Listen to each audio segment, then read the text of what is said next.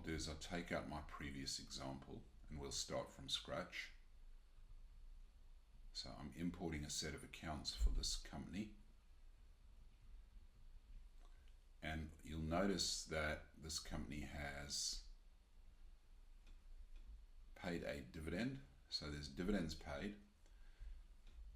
Also, you'll notice the tax liability is 20,000, but the actual tax is 30,000. The reason being is that an installment of 10,000 was paid. So if we look at the franking account, you can see there's payment of tax there and an opening balance, and we need to make sure that we pay our dividend. Now, you'll notice that before I pay that dividend over here, this is not a small business entity. That small business entity will impact the rate that your franking transaction will be based on, or your dividend franking credits will be based on. So just deactivate it if this is not a base rate entity.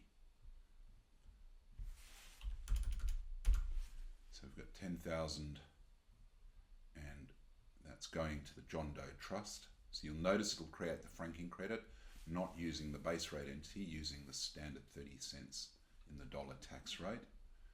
And now what we can do is we can go and build out that form.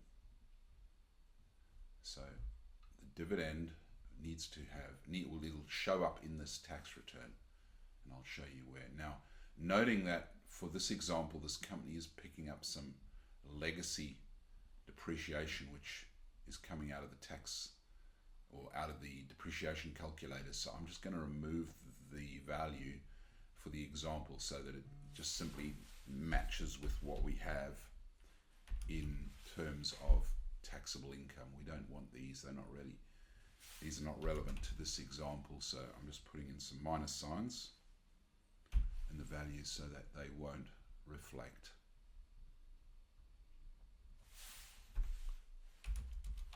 So sorry about that. It's just now makes it easy for you to see that the tax is showing at 25%, but that's because over here this is defaulting to a base rate, which it's not.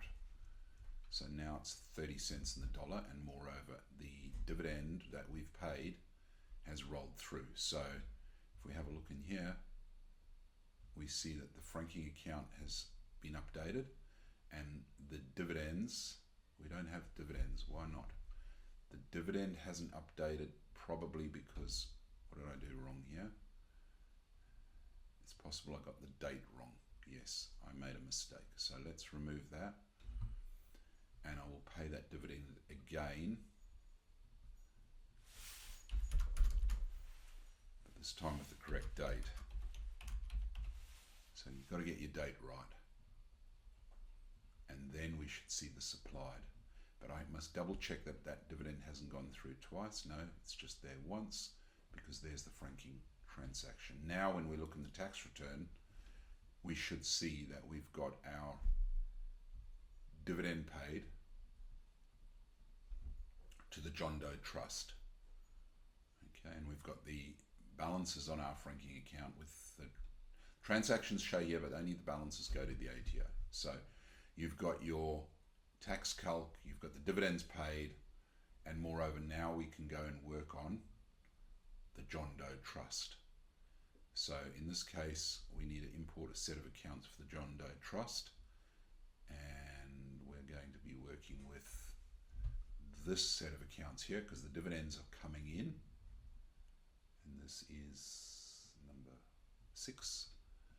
So just let me minimize out those and import that set of accounts for the John Doe Trust.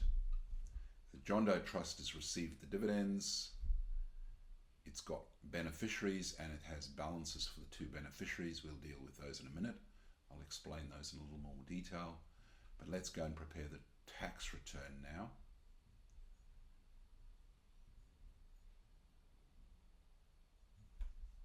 And you can see the dividends have come through from that company.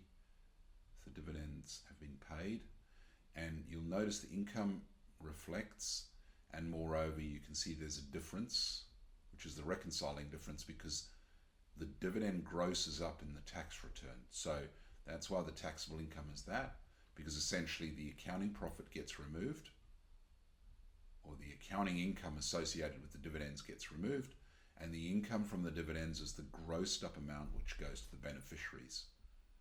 So we've got the two beneficiaries, Anna and John Doe, and the surplus must be split amongst them. So we need a code here for this to work properly. And you can see now that we've split half of the dividend, or half of the flow through of the, which is essentially a flow through of the dividend. Okay, so each beneficiary has a grossed up amount and a credit. And if we go to the respective tax return, actually I'll go to the tax return of John,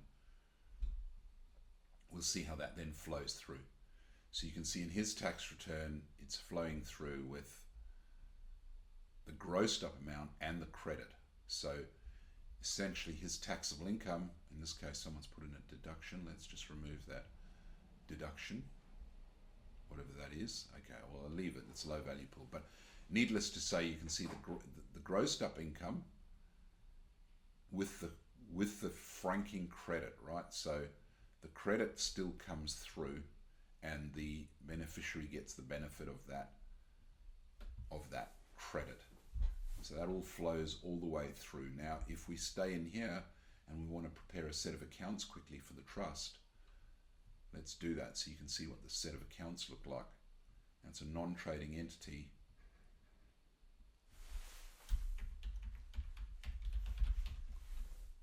And it's for the 24 financial year. So let's quickly put this set of accounts together, noting that our relationships has John and Anna as the beneficiaries, hence the tax return picked that up, and moreover now that we're in the financials should have the same. So we don't need a cash flow here. And if we have a look, okay, so we've got a comparative year, ignore that for the moment, but you can see it's simply picking up the balances of the financial position of the beneficiaries, because the cash dividend didn't actually flow to them. It's unpaid present entitlement, I guess you could call it.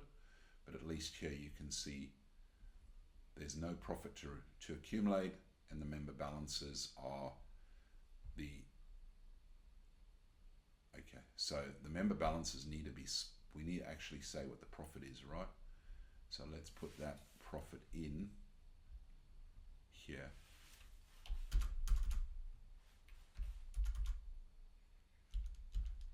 A little bit sensitive. Okay, but needless to say, we now have split that out, and you can see that's the profit now showing for each of the beneficiaries. So that's the full flow through.